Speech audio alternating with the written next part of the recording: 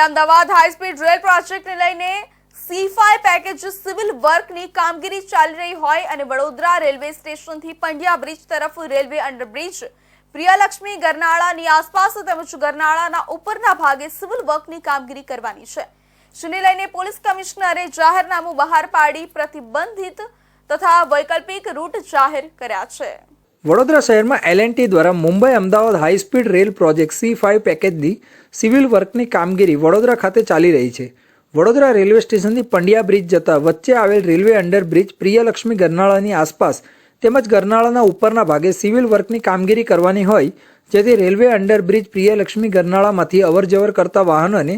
1 મે થી 30 ઓક્ટોબર સુધી ટ્રાફિકનું ડાયવર્ઝન આપવામાં આવ્યું છે। આ કામગીરી દરમિયાન શહેરીજનોને અગવડતા ન પડે અને ટ્રાફિક સુચારુ રૂપે ચાલે તે હેતુથી વૈકલ્પિક ટ્રાફિક વ્યવસ્થા અંગેનું જાહેરનામું નરસિંહ તોમર દ્વારા પાડવામાં આવ્યું છે, જેમાં 1 મે થી 31 ઓક્ટોબર સુધી અથવા કામગીરી પૂર્ણ ન થાય ત્યાં સુધી ટ્રાફિક વ્યવસ્થા જાહેરનામું અમલમાં રહેશે,